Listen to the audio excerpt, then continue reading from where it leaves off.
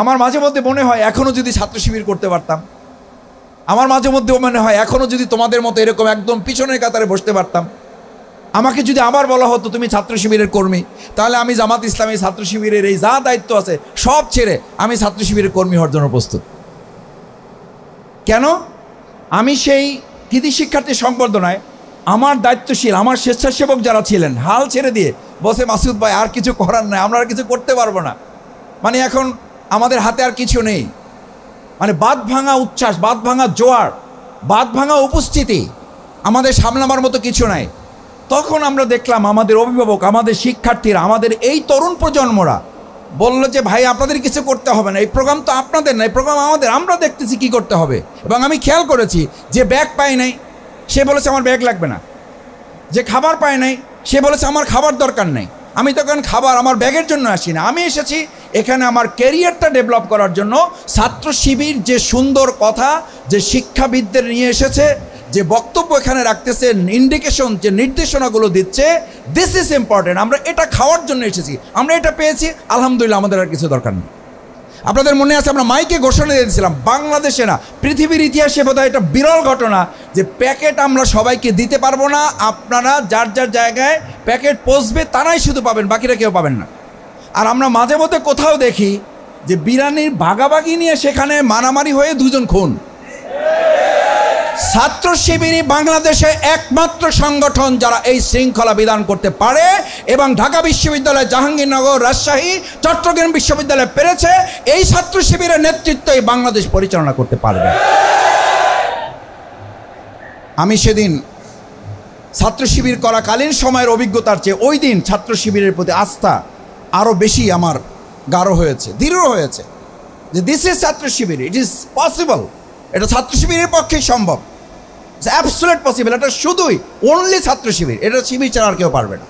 কারণ ছাত্র শিবিরের নিজস্ব একটা ট্রেনিং ম্যানুয়াল আছে, ছাত্র শিবিরের একটা ডেডিকেশন আছে। এই আমার বিকেলের প্রোগ্রাম, আমি যতদূর জানি স্বেচ্ছাসেবক ডিসিপ্লিনের দায়িত্ব ম্যাক্সিমাম শিবিরের হাতে দেওয়া আছে। এই কারণে দেওয়া আছে, সবাই জানে যে এটা শিবিরের হাতে দিলেই শুধু এটা সম্ভব, এটা শিবিরই পারবে, রোদ তারা সহ্য করতে পারবে, একটা ছবি তুলতে হবে এই লোভ তারা সামলাতে পারবে।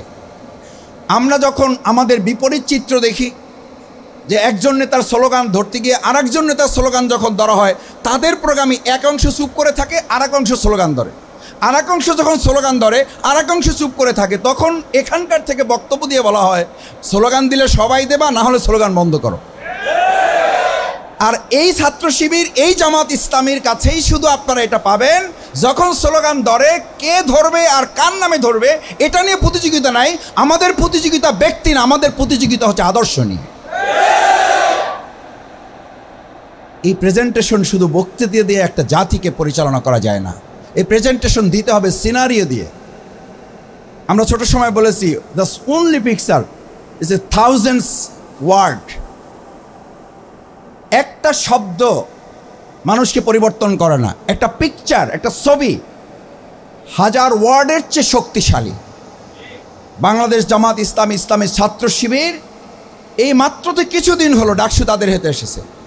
আমাদেরকে বলা হতো ওই যে সেই ইয়ার মতো, বলে ছাত্র কেমন, ভালো, বলছে ভালো ছাত্র, পাশ করবে না, বলছে পাশ করছে, বলছে চাকরি পাবে না, বলছে চাকরি পাইছে, বলছে বেতন পাবে না, বলছে বেতন পাইছে, বরকত হবে না, বলছে বরকত হবে, শরীর ভালো থাকবে না।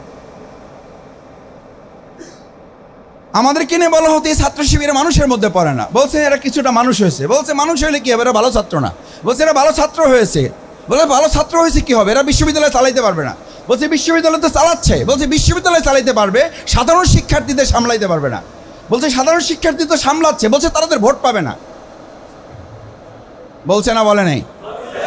আমি চাঁপাইনবাবগঞ্জে একটা বক্তৃতা বলেছিলাম যে আমাদেরকে মাঝে মধ্যে বলে আরে জামাত ইসলামী এখন ক্ষমতায় আসার স্বপ্ন দেখে, এরা তো 5% 6% পাবে। তা আমি বললাম আলহামদুলিল্লাহ, আল্লাহর খাস মেহেরবানি যে ওনাদের মধ্যে একটা উদারতার জন্ম হয়েছে যে আমাদের 5% 6% ভোট দিচ্ছে।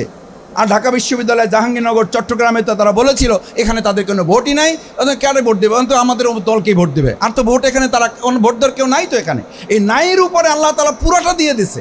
আর যেখানে 5% 6% আছে সেখানে কি হবে, সেখানে কি হবে? আমি এই জন্য বলছি যে ভাই যা বাড়াইছেন আর বাড়াইয়েন না, যা বাড়াইছেন আর বাড়াইয়েন না, আমরা সামলাইতে পারবো না। বাকিটা আল্লাহ তাআলার উপর ছেড়ে দেন। আল্লাহ তাআলা আমাদের যাহা দান করেন ওটার উপর আমরা খুশি থাকব। আলহামদুলিল্লাহ। বলছি শিক্ষার্থীদের ভোট পাবে না, ভোট পেয়েছে, নির্বাচিত হয়েছে। বলছি নির্বাচিত হইলে কি হবে? নির্বাচিত হইয়া এরা টিকতে পারবে না। টিকতে পারছে, টিকতে পারার পরে যখন তারা অসততা দুর্নীতির জায়গায় হাত দিয়েছে, সিন্ডিকেটে হাত দিয়েছে, মাদকে হাত দিয়েছে, অসততায় হাত দিয়েছে, বলছি কুলাইতে পারবে না। আলহামদুলিল্লাহ ইসলামী ছাত্র শিবির কুলাইতে পারে নাই, শুধু তাদের মাথা ভেঙে দিয়ে মাথা উঁচু করে সততাকে দাঁড় করে দিয়েছে। দিস ইজ ইসলামী ছাত্র শিবির। আমি আজকে কথা বলার জন্য আমি মেহমান না, আমি আপনাদের এলাকার মানুষ, আমি আপনাদের ছেলে, আমি আপনাদের ভাই, আমি আপনাদের বন্ধু।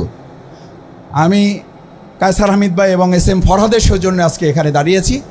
আমি শেষ কথা যেটা বলতে চাই, ছাত্র শিবির, আমার মা আমাকে ইসলাম শিখিয়েছে, লড়াই করা শিখিয়েছে শিবির।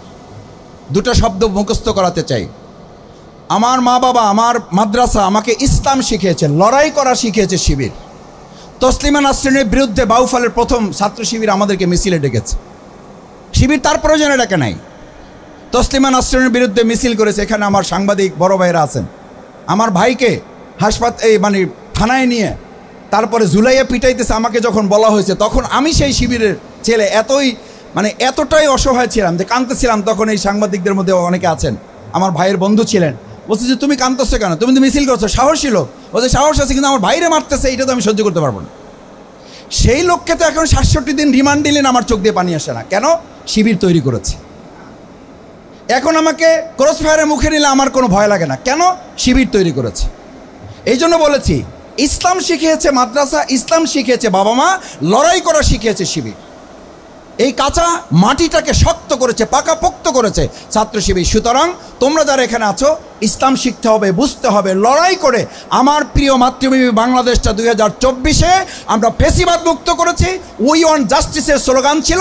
এবার ন্যায় বিচার প্রতিষ্ঠা করেই তারপর আমরা লড়াই শেষ করব। ২ নম্বর শেষ কথা হচ্ছে, তুমি যদি কিছু করতে চাও তাহলে ইসলামেরই ওই যে ইসলাম তুমি শিখছো, সেই ইসলামের নির্দেশনা হচ্ছে ইন্নাল্লাহ লা ইউগাইয়িরু মা বিকওমিন। If we wish change the world, if we wish change the Baufal, if we wish change the Bangladesh, if we wish change the Potuakhali, if we wish change your country, first change yourself. যদি তোমার দেশ change করতে চাও, জেলা change করতে চাও, Bauphal change করতে চাও, তোমার শিক্ষা প্রতিষ্ঠান পরিবর্তন করতে চাও, তাহলে প্রথম দেশ চেঞ্জ হবে না তুমি চেঞ্জ হবে। প্রথম সোনার মদিনা হবে না সোনার মানুষ হবে।